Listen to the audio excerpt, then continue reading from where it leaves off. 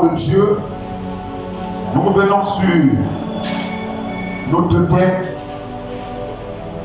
obéissance. Amen. Nous avons entendu dimanche que c'était un grand thème, l'obéissance, le secret pour débloquer ta vie spirituelle. L'obéissance, le secret pour débloquer nos vies qui n'avancent pas, qui n'évoluent pas, qui ne marchent pas. Nous avons habitué que quand nous voyons que rien ne marche, et au moment donné nous posons des questions, qu'est-ce qui se passe? Non, viens dans l'obéissance, consulte toi-même. Pose des questions, interroge-toi dans ton cœur. Est-ce que tu es obéissant? Le secret du déblocage, c'est l'obéissance. Le secret de débloquer tout ce que tu vois qui n'évolue pas dans ta vie aujourd'hui, c'est tout dans l'obéissance. Alléluia. Deutéronome chapitre 28, nous comprenons ça, Dieu ne parle que dedans. Et nous recevons souvent de Dieu dans Deutéronome 28. Vous allez comprendre à partir de verset, nous allons comprendre à partir du premier verset. Et nous allons arriver au verset 15. Deutéronome, qu'est-ce que Dieu dit à son peuple? Qu'est-ce que Dieu parle à son peuple dans Deutéronome 28? Alléluia. Amen. Oui. Dit la parole de Dieu. Dans le livre de Deutéronome 28, à partir du verset 1er, il est écrit: si vous écoutez attentivement la parole de l'Éternel votre Dieu, si vous écoutez, si toi et moi nous écoutons la voix de notre Dieu, beaucoup de gens n'écoutent pas la voix de Dieu. Ils aiment écouter leur voix. Amen. Ils aiment écouter les voix des voisins, des parents, les connaissants, des amis. Mais ils n'aiment pas écouter la voix de Dieu. Mais il dit que si, c'est une condition. Si, oui. Et si vous obéissez à tous les commandements que je vous Si nous obéissons à tous les commandements que le Seigneur nous a prescrits, si vous les appliquez, si nous les appliquons, alors l'Éternel votre Dieu vous donnera une place prépondérante. il nous prépare une place, on réserve une place Prépondérante. Oui, Au-dessus de tous les autres peuples de la au-dessus terre. des autres peuples.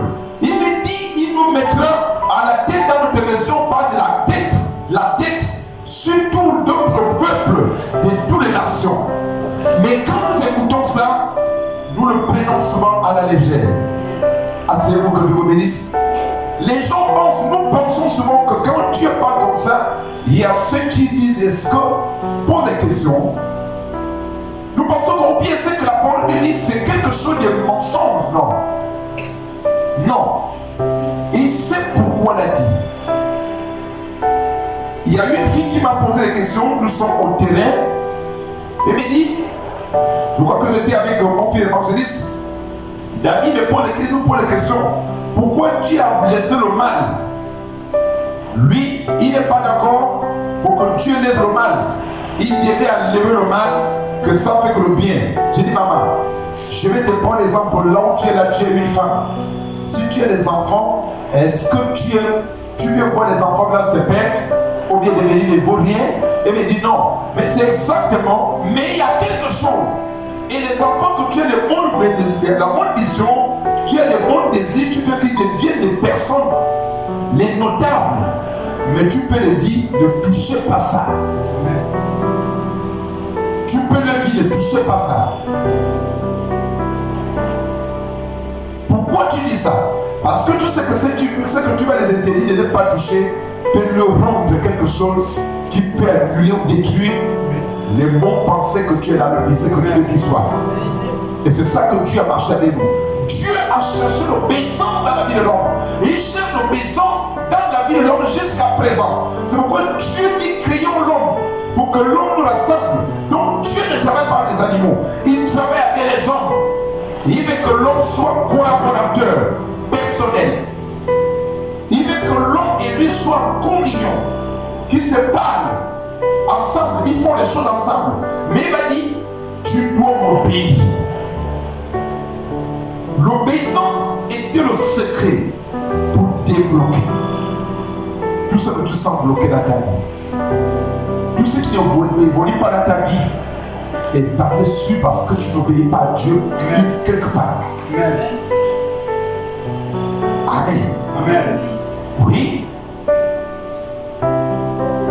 Verset 7. Lorsque les ennemis vous attaqueront, Lorsque l'ennemi vous attaquera, comme pense aujourd'hui. Qu'est-ce que Dieu fait quand l'ennemi va attaquer son enfant qu'il obéit? Alléluia. Oui. le Seigneur vous donnera la victoire sur Le eux. Seigneur nous donnera la victoire sur nos ennemis.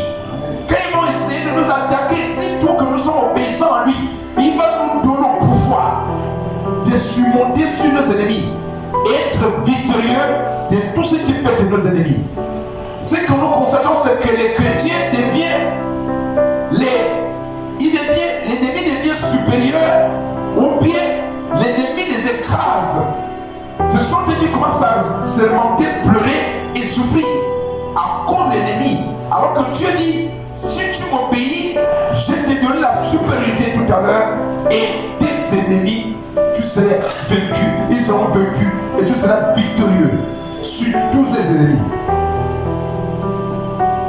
Alléluia. Écoutez bien, pour avoir l'onction, la puissance de Dieu dans ta vie, ça marche dans l'obéissance. Amen. Vous comprenez? C'est ça qui fait que beaucoup de pasteurs vont voir les féticheurs, les cantants pour aller chercher l'onction. Ça, c'est pas l'onction. Tu es parti chez les féticheurs et tu deviens féticheur. L'onction est donnée par Dieu. Alléluia. L'onction est donnée par Dieu. Et c'est fait qu'il a la puissance. Aucun féticheur ne peut donner la puissance. Parce que les gens prennent là-bas, les chrétiens, disons les enfants, les serviteurs de Dieu, ou bien les pasteurs, parce qu'ils n'ont pas l'onction. L'onction ne manifeste pas dans l'obéissance. Quand un homme de Dieu obéit, puis à Dieu suit l'onction. Il te laisse à boire comme un chien, ne boit pas. Tu n'auras plus de puissance. Vous comprenez? C'est pourquoi quand il se sent qu'il est vide, il va chercher des moyens pour aller chercher chez les féticheurs. Tu n'as plus l'onction. Cette onction va se retourner sur toi en pensant que tu as l'onction, alors que l'ennemi, quand il te donne une main, il y a une autre main qui a été exécutée sans le savoir. Et tu vas te livrer. Amen. Amen. C'est pour ça que nous avons des problèmes. Parce que nous ne voulons pas obéir. L'obéissance nous donne le pouvoir. Amen. Le pouvoir, dis avec moi le pouvoir. Le pouvoir. Pour marcher sur tes ennemis. Amen. Alléluia. Amen. Quel ennemi qui peut marcher sur toi? Mais si tu vois que l'ennemi ne marche pas sur toi, bien l'ennemi marche sur toi, ça veut dire que tu as un problème d'obéissance. Amen. C'est pourquoi tu as perdu le pouvoir. Amen. Amen. Alléluia. Amen. L'église était une puissance.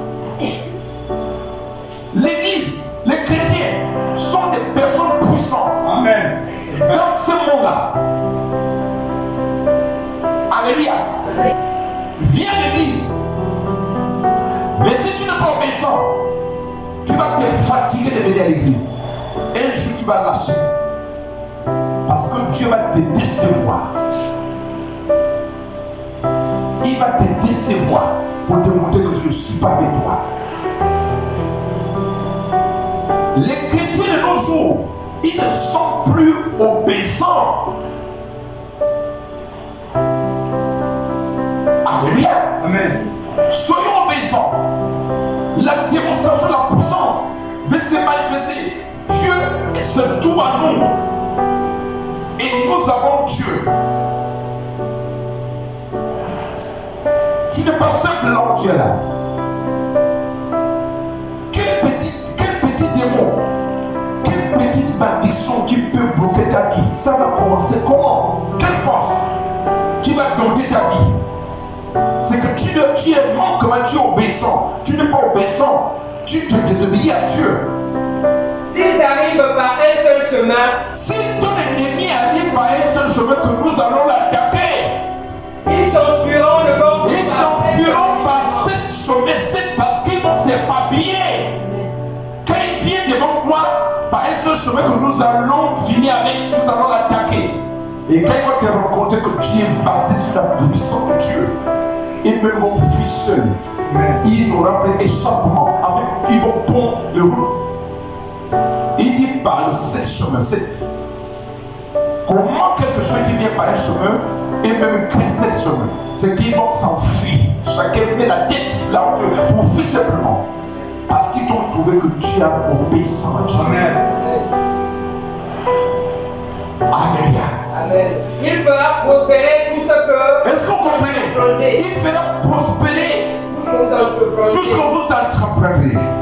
Il va faire prospérer ça. Quel nom de Dieu que nous avons au Gabon qui est prospère? Non, je connais.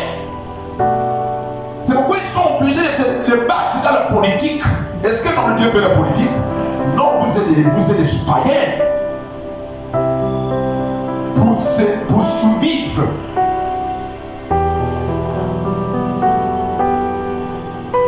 Les patrons du pays, on va vous entraîner comme des enfants parce que vous voulez satisfaire vos petits désirs. Il y a une vieille parole pour ce que tu attends. Non, parce que vous êtes pauvres, misérables à cause de désobéissance. C'est pourquoi nous constatons dans certains gens de descendre dans la politique. Politique donne quoi? Il y a quoi là-bas? C'est le qu'un mensonge organisé. Les hommes bénis, les hommes prospères, les hommes qui sont la tête d'une nation, d'un pays, qu'on réduit aux politiques. Mais non! C'est vrai qu'il y a un problème qui se passe. L'Église. Puis il vous comblera de bienfaits dans le pays qu'il vous accordera. N'est-ce pas? Amen. Nous sommes au Gabon, il veut nous combler de tous les bienfaits, les richesses de ce pays-là, c'est pour nous. Est-ce que tu comprends? Amen. C'est pour toi, frère, soeur, le chrétien. Tous les richesses de ce pays-là, c'est pour toi. C'est pas moi qui le dis, c'est la vérité. Mais comment récupérer ces bénédictions-là? Si tu n'es pas obéissant, tu vas manger le pain sec. Dans un pays prospère, que Dieu t'apprend. Tu vas être mendiant.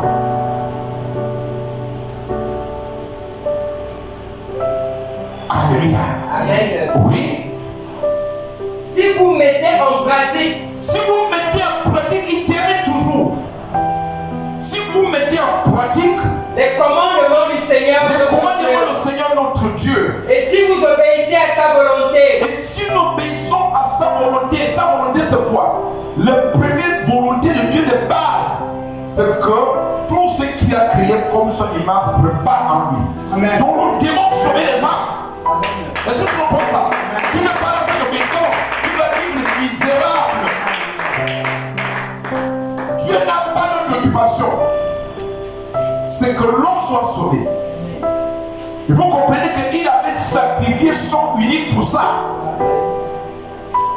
Toi et moi ne pose pas les questions pourquoi Jésus est mort. Jésus n'est pas mort pour que Dieu soit à l'aise. Ou bien Dieu gagne une chose. Jésus est mort et Dieu a sacrifié son fils unique pour que le monde soit sauvé, pour répartir en lui. Donc il ne s'amuse pas avec ça, parce que c'est le plus grand, sa volonté principale. C'est pourquoi que l'église existe. L'église n'existe pas comme vient mentir ici, on vient faire le mariage ici, on vient draguer les gens ici et les femmes, on vient faire ce que l'église a train de faire aujourd'hui. On n'est pas dans la voie principale.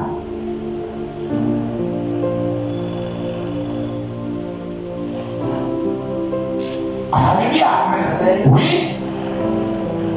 si vous obéissez à sa volonté, Sa volonté. il fera de vous un peuple qui lui appartient en Alléluia. Il fera nous des peuples qui lui appartiennent en propre, comme il vous l'a promis. comme il nous a promis. Qui peut toucher quelqu'un qui fait la volonté de Dieu? Qui peut le toucher? Qui peut comploter contre lui? Oui, les gens peuvent se comploter, mais ne peuvent pas atteindre sa vie. Amen. Quand Dieu te trouve dans la volonté, c'est pour ça que nous, Église, nous devons s'élever. L'Église n'existe pas autre chose.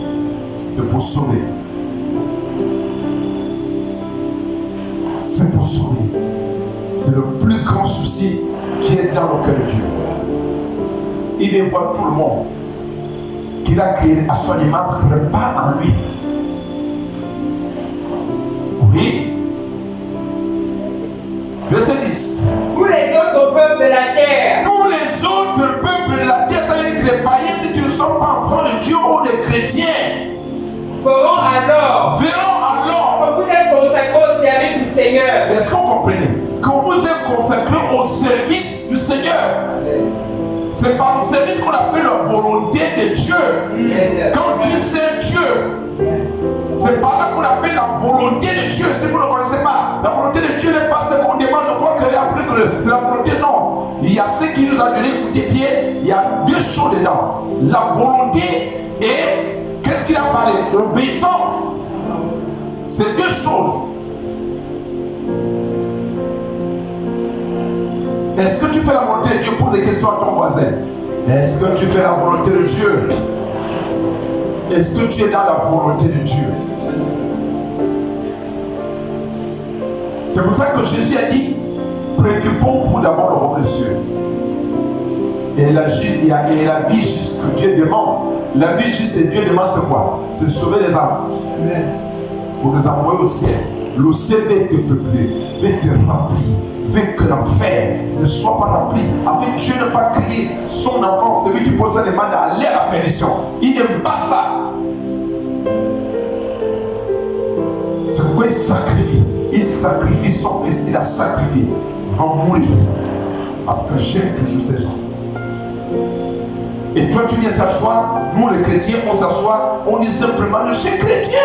Je suis enfant de Dieu. Et les hommes meurent à côté de toi. C'est que le diable a dit de m'amener. Et toi, tu es là. Et tu pries, Seigneur, bénis-moi. Voilà la volonté de Dieu, c'est Dieu nos oreilles. Oui. Et ils seront remplis de crainte à votre égard. Ils seront remplis de crainte à votre égard. Ils auront la crainte de ça c'est que l'affaire qu'on sent dans la vie de d'elle. Parce que Dieu est là. Oui, on va évoluer. Le Seigneur accroîtra vos biens. Dans Le le Seigneur qu'il a promis à vos ancêtres Oui, de vous donner. Dieu nous donner. Vous aurez de nombreux enfants. Oui. Vos bêtes auront de nombreux petits. Et vos récoltes seront abondantes. Oui. Pour vous, le Seigneur ouvrira le ciel. Pour nous, le Seigneur va ouvrir le ciel. Alléluia. Amen. Ceux qui obéissent, le Seigneur ouvre le ciel. Et ceux qui n'obéissent pas, le Seigneur fait comment? Il ferme le ciel. La prière ne passe pas. Quand tu venais prier, ça va te suivre dans ta chambre là où tu as prié. Ta prière va te dire, je ne vais pas monter. Parce que tu n'es pas obéissant. Tu ne se soumets pas. L'obéissance va dans le sens de respect à Dieu. Amen. Tu ne respectes pas ce qu'il te dit. Avec tes livres, comme il a fait ça, il a fait un couple, Adam et Ève. Il les chasse au jardin. Allez-y vivre misérable. Il maudit même la terre. Il dit la terre sera désormais maudite. Vous allez souffrir pour manger. C'est par la souffrance que vous allez manger. Est-ce qu'on ne dit pas ça? Oui. Dieu ne s'amuse pas dans l'obéissance. Le couple qu'il aimait, il nous dit, voici le jardin. Vous avez tout ce que vous pouvez manger. Ce que vous pensez de manger, mangez. Ça coule et partout. Mais au moment qu'ils ont désobéi, Dieu les a dit, vous ne pouvez même plus que là où j'ai préparé. Vous êtes désobéissants. Allez-y souffrir. Il pensait que bon, si nous chassons comme ça, nous-mêmes nous allons gagner toujours la terre. Il dit, je vous maudis même la terre. Et la terre va vous produire des épines. Ah! C'est pourquoi je vous dis souvent que le plus grand, je n'ai jamais vu quelqu'un, la personne qui est agressive comme Dieu. Le plus grand méchant, c'est Dieu. Il ne s'amuse pas. Il voit les enfants qu'il aimait en train de casser la terre, casser sur la sueur. Il dit la sueur, si ça ne coule pas, vous n'allez pas manger. Et je rends le sol les épines. Ça va vous picoter. Vous pouvez manger. Il rend les choses difficiles. Parce que vous êtes obéissant, vous êtes désobéissant. Est-ce que c'est ton cas? Est-ce que ça t'arrive? Est-ce que c'est ça que tu vis? La vie difficile. C'est à cause de l'obéissance. Oui. Où il conserve précieusement l'eau, afin de laisser tomber la pluie sur vos terres. Afin de faire tomber la pluie. La pluie, c'est la bénédiction qu'il a en train de parler ici. Ça va tomber comme la pluie quand nous obéissons. Oui. En temps voulu. En temps voulu. Et de faire prospérer tout ce que vous entreprenez. Et faire prospérer tout ce que nous allons entreprendre. Ça va prospérer, frères et sœurs, le peuple de Dieu. Le chrétien n'est pas misérable. C'est nous qui sommes fait misérables parce que nous refusons d'obéir. Et on provoque la misère dans nos vies. Oui. Vous n'aurez pas besoin d'emprunter de l'argent. Vous n'aurez pas besoin d'aller emprunter l'argent, n'est-ce pas? Que ce soit dans les banques, que ce soit quelque part. N'est-ce pas? Vous ne voyez pas qu'un bon Gabonais fonctionnaire, il fonctionne avec les dettes à la banque. C'est aller crémaner le crédit. C'est la pauvreté. Alléluia. Regardez bien la vie de bon Gabonais, de fonctionnaire. Parce que ce qui gagne, c'est les miettes. Il ne peut pas réaliser quelque chose s'il ne peut pas quémander à la banque. Et la banque va dire, ok, tu t'es présenté à moi et je me présente à toi en forme de créancier. De te soucier. Si tu prends 1 million, je coupe toi. Pour te nuire à zéro. Parce que tu es désobéissant à Dieu. Un crédit d'1 million, on te frappe 3 ou 4 millions. Tu vas le rembourser inutilement. Tu n'as même pas bénéficié. Est-ce que c'est vie-là que vous la vivez? Non. Est-ce que c'est cette vie-là que tu veux vivre? Non. Pose des questions à ton voisin. Est-ce que tu veux vivre cette vie? Non. Comprenez que même le travail qu'on fait, il y a la misère dedans. Quand je travaille déjà, je suis déjà fonctionnaire. Ça ne va pas t'aider. Si tu n'es pas dans l'obéissance, tu vas quémander. Alléluia. Tu vas quémander, tu vas t'endetter. Au contraire. C'est vous qui emprunterez. C'est vous qui entreprenez. C'est pas possible. C'est vous qui allez emprunter. À combien? C'est vous qui allez prêter. Prêter. À combien de personnes? À de nombreuses personnes. Ils viendront en toi pour venir prêter de l'argent. Est-ce qu'on parle des amis? On peut prêter les amis. Quand on parle de l'argent, c'est mongo. C'est l'argent qui parle. Puisqu'on ne parle pas de prêter les amis.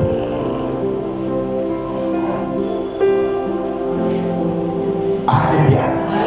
C'est pas les paroles en l'air. C'est la vérité. L'obéissant vaut mieux que le sacrifice. L'obéissant vaut mieux que tout ce que tu peux faire à l'église. En pensant que tu fais de Dieu alors que tu ne fais même pas de Dieu. C'est pas Dieu que tu le fais. Tu fais ça toi-même. Parce que tu n'auras pas de récompense. Tu ne le verras même pas. Dis à toi, si tu es bien,